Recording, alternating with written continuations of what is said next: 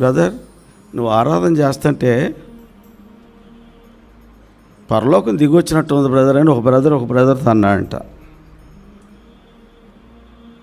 పాపం ఈయన ఉబ్బి తబ్బిపోయాడు.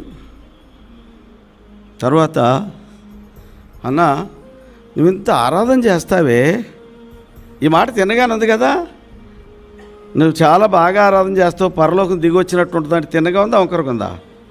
ఈ మాట ఎట్టుంది? తినగానే ఉంది.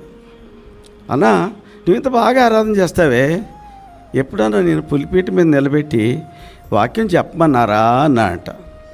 ఇది తినగుందా వంకరగా ఉందా? ఇదే మాట, ఇది వంకర మాట. ఏ మాట? ఇది వంకర మాట. ఇది తినని మాట కాదు. ఈ మాటలు మాట్లాడేవాళ్ళు ఉన్నారు, వంకర మాటలు మాట్లాడేవాళ్ళు ఉన్నారు. ఈ వంకర బుద్ధి ఉంది మనుషుల్లో. వాళ్ళు దేవుని సంఘంలోకి వచ్చారు కానీ వంకర బుద్ధి మానలే.